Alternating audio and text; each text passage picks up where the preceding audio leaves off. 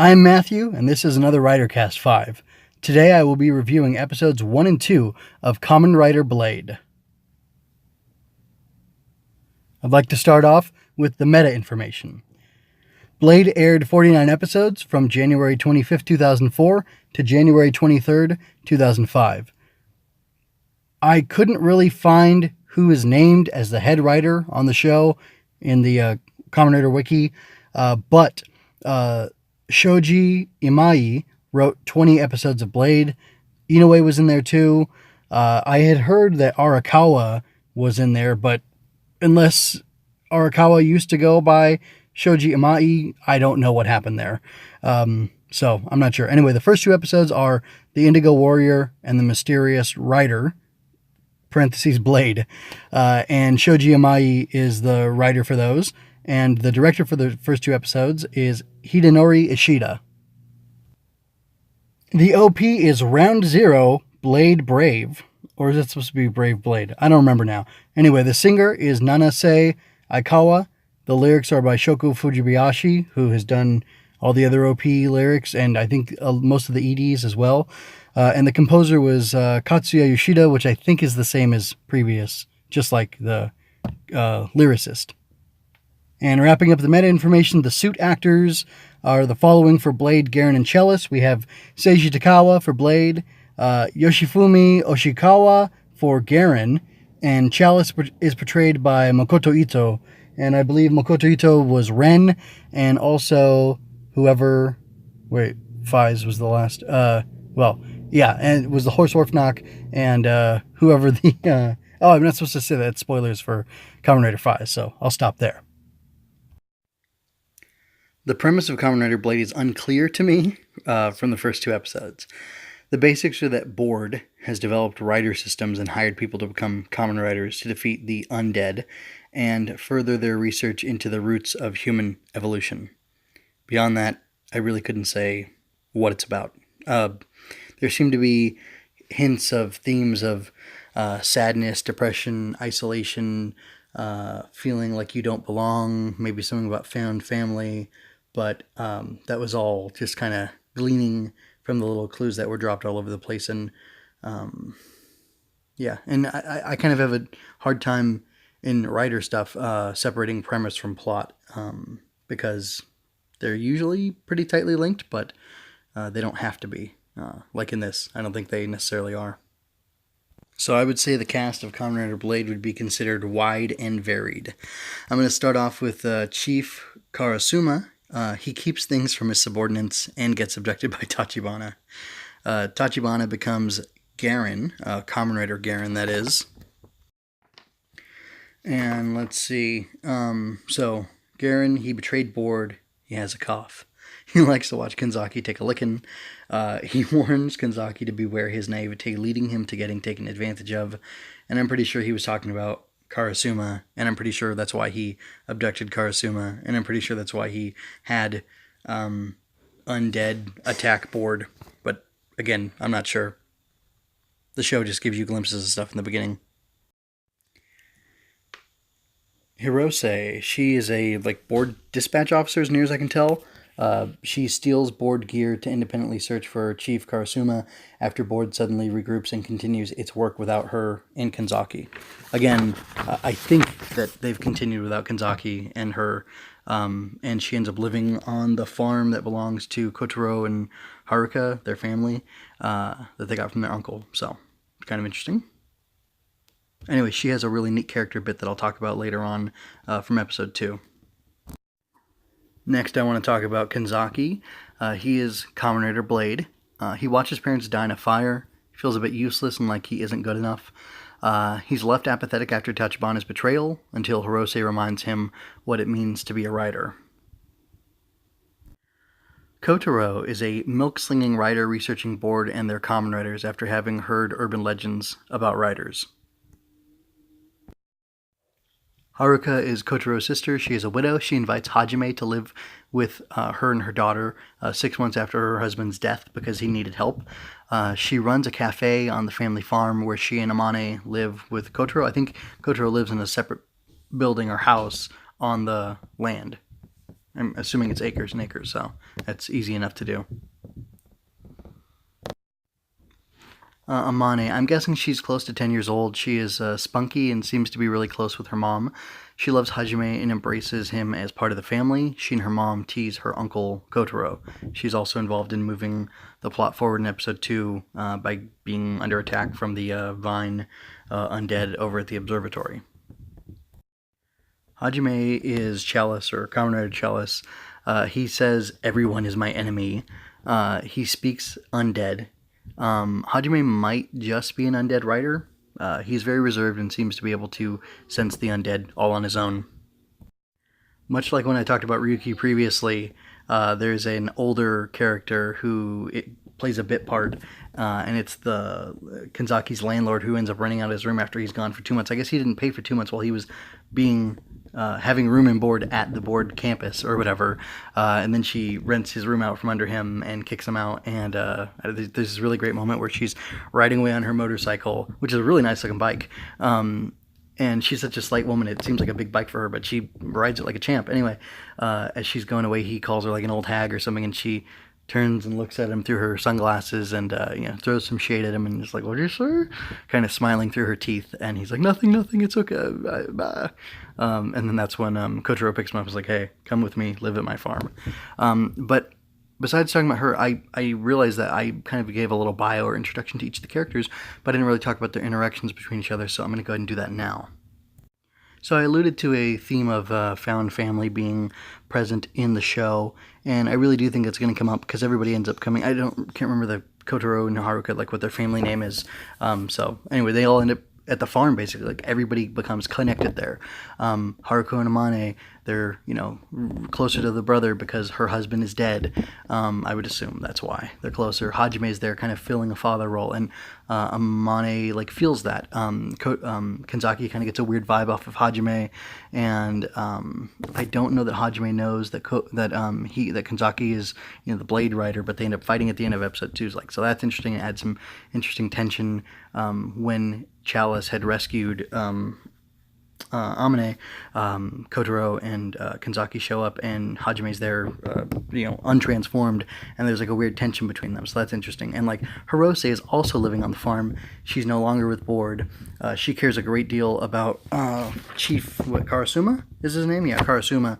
But Karasuma allegedly maybe took advantage of Tachibana somehow, manipulated him, hurt him, did something to wrong him to such a degree that Tachibana ends up turning on Board and attacking him. There's a video of him attacking him, and then we see that he's like abducted and in either stasis or like near death at the end of episode 2. There's this hologram vision of him that we get to see. Now Kanzaki's kind of interesting. He's kind of an easygoing guy, except he's a little stressed about how he perceives himself as being useless, but it's cool because like Kotaro comforts him about that, and he does it in a very soft way, and then Hirose is like harsher with him and kind of wakes him up and challenges him to be the man he needs to be. And please do not be reductive and attack me about how I use man there, but like being the man, the person he needs to be. And yeah, that's a good thing. Haruka, like, she has a lighter role. I get it. It's really cool, the relationship that she has with Hajime and that she and Amane have with Kotaro, where they're willing to tease him and give him a hard time about stuff. Like, it's cool to see that like sibling relationship carrying through, into their adulthood and stuff. And I don't know, it feels really sweet and tender, and like there's a real core of like love and family there. And these people have been so hurt. Kanzaki's lost his family. Hajime has mostly lost his memories, but he's being embraced by these people. And Hirose, I'm sure, will have some kinship with them, being at the house, because she's like working at the base, out of the room there, as like her base that she has set up away from Board. So it'd be interesting to see how that develops later on in the series. I'm sure it would, or sure it will, sure it does, sure it did, because the series has been over for over 10 years now. But I really like the mix of characters. Karasuma sure seems like a bad dude. I wonder if Tachibana didn't have a legitimate gripe against him, and it's not just some awful betrayal because he's evil. Or Tachibana, I meant Tachibana. Yeah, be interesting to develop. And I thought the cast was going to be too big, but it really felt natural to to watch over the course of the 2 episodes and get a grasp of who everybody is, especially because most of them are being pulled into the one location of the farm. And it's a really unique setting to put them on. I really like that. It's a cool thing. Okay, so now it is time to talk about design. Yes. So, this is what I have to say about the design. Cards! The Riders and UnDead share design elements in part the same way Shockers, Cyborgs, and the Double Riders did. While the UnDead come off as organic and more monstrous, the Rider suits look designed, manufactured, and heroic. Both UnDead and Riders have belt buckles that move and are emblazoned with a card suit. The Riders' buckles flip over, while the UnDead, whose buckles look like 2 snakes eating each other, open to reveal their suit and rank, like the card suit that they're part of, like, heart, spade, diamond, and clove, club is the other one. Anyway, the UnDead also have a capitalized U and D on the side of their buckle, which is made more clear when it opens up, because then you can really see that the D is a separate letter from the U, which doesn't sound like a big deal, but whatever. And I think officially they, on like merchandise and stuff, their name is stylized with a capital U and a capital D, and that's what I have in my notes here. And if you're looking at the visuals, the video version of the podcast, you can see all these details being focused on right now. So yeah, that's kind of cool. So let me see. Blade has spade icons, Garen has diamonds, Chalice has hearts. Corresponding to the card suit imagery they have, each defeats an UnDead over the course of the first 2 episodes who share their suit. So Garen defeats and seals a bat UnDead with a diamond belt. I mean, it's got diamond symbols on it. Blade defeats and seals a grasshopper into a kick card, which is in the spade suit. And the Vine UnDead Chalice seals is of the heart suit. So I have just a little bit more to say about the like specifics of the design that I have written down, and then I have some thoughts I want to share. So separating the Rider design from the UnDead, the Rider's belts are held on by straps made of cards. The card motif repeats all over the suits in sets of cards that connect together to form sections of the armor that connect the bulkier pieces or offer light protection on their own. Like, almost like there's a little bit of forearm armor or leg armor, which is a bunch of cards that are like made out of metal, all knitted together to form something. Something really cool is that when Garen seals the thing, he seals the bat, it turns into a scope. And for some reason, the bat had an S on its belt. I don't know if that's because it was indicated or indicative, or that was like a clue that it would turn into the scope or what. But yeah, it turns into a scope, and he's got a gun, so I'm assuming he'll be able to swipe that through his gun, which has all these cards stored in it, which is really cool, and then use that to make his shots better so he could shoot from afar or shoot more accurately or whatever. And I think it's a really cool thing that Blade gets that kick card from defeating the grasshopper. That's really cute because, Kamen Rider and all that. I'm just going to give myself about another minute to kind of ramble about the designs before I start talking about some more character-y stuff. So I love one of the things that attracts me to Kamen Rider is that the heroes and the villains have similar power sets, or that their powers come from like a common root, because I love the idea that everything can be used for good or evil. Partly for religious reasons, and partly I think just psychologically that strikes me as really neat.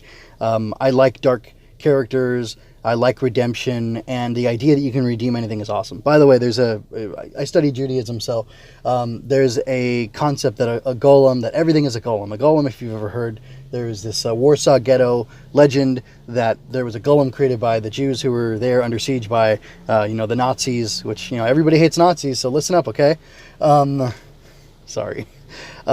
Anyway, in the Warsaw Ghetto, there was a golem created, and this golem helped to fight off the, maybe it was not Nazis, maybe it was during earlier occupation when there were pogroms, and the golem was used for that. But then the golem went out of control and ended up hurting innocent people until the rabbi or whoever who had made it erased the sacred name from its forehead, or removed the skull from its mouth, whichever one of those. I can't remember quite how the legend goes. And he neutralized the golem and stopped it from being this terrible destructive force that was hurting people. But that's the thing. any power can be used for good or evil, depending on the intentions of the ones who are using it. And I love that message that's baked into Kamen Rider. And I just do. I just do. That's really part of it. And I don't know why that gets me so much, but it really does. So anyway, I should transition now to talking about that and talk about like a really great moment in the show. And I will do that in just a moment. So I didn't realize this could happen this early on, but Blade has my favorite scene in episode 2. Yeah, it has a great scene. So Hirose has this set up in her room where she can sense the presence of undead, and she tells Kanzaki about it, and he doesn't want to go. And she basically tells him, if you're watching the video version, you're getting screen grabs of this. She basically tells him, do your job. Your job as a Kamen Rider is to protect anybody and everybody who's in danger. Get out there. It doesn't matter what you're going through. You need to get out there and do what you need to do. And I just thought it was awesome, because there have been some Kamen Riders in the late 2000s or the 2010s, maybe, whatever. I don't know how years work. That didn't do that kind of thing, and it made me sad and made me feel like they weren't really Kamen Riders. So yeah, favorite scene there. And now I want to talk about Blade overall in general. I've kind of given my general thoughts, but I want to throw a little more out there, and then I'm going to wrap it up. So Kamen Rider Blade has a really likable cast. It has a interesting setup and an intriguing mystery that's going to that's going to keep me wanting to come back for more. I really love the designs. I'm really into cards for some reason. I don't know why. It's a silly thing, but I think there's like deep symbology in them, perhaps, and that really speaks to me.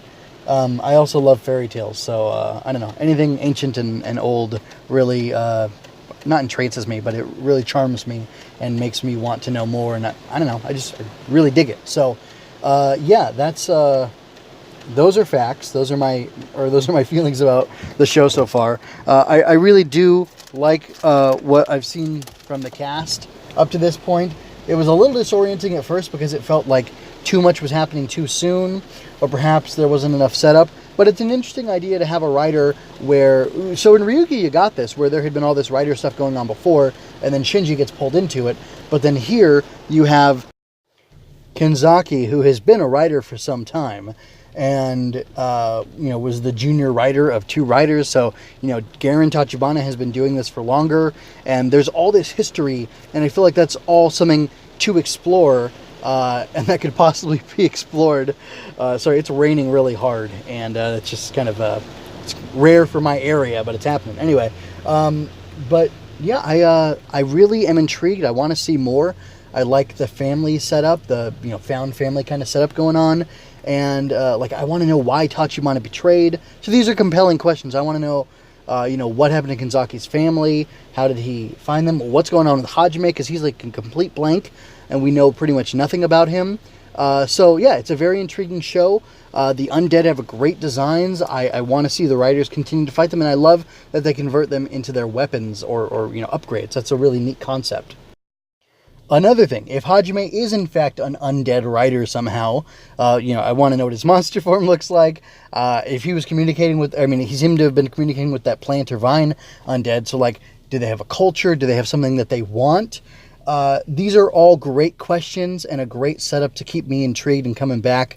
You've got like a heartwarming family setup. You've got interesting mysteries and to exploring questions I want answered. You got great designs, great monsters, cool action. So yeah, Blade is definitely it's promising to me, even though the start of it is a little bit weird. Okay, last thing I want to say before I get out of here is please check out the other stuff I have going on the Recipher YouTube channel, where you're possibly watching this. I'm getting some good downloads on, I'm seeing from archive.org, where I upload host my files, that people are checking out the audio version as well. If you're only seeing the audio version, the video version has cool, I'm pulling visuals straight from the show and using those to enrich it, of course. And, you get to see some of the stuff I'm looking at.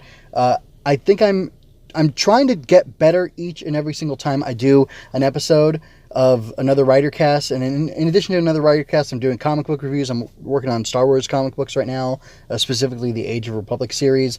And I'm also working on a Mobile Fighter G Gundam podcast. And I feel like doing all these different things is really helping me to become better at producing these things.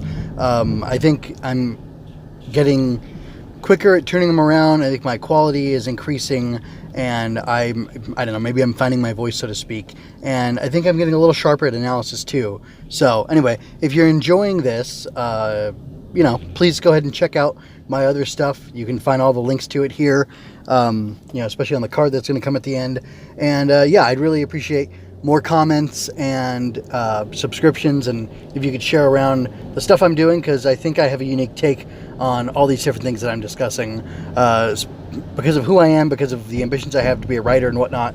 And so if you could take the time to help spread the gospel of Matthew here, that would be great. I cannot believe I just said that, and I feel a little embarrassed, but I'm going to keep it because I'd also like to be kind of raw and transparent and open about who I am, and not have to edit myself too much, because this stuff is fun, at least for me anyway.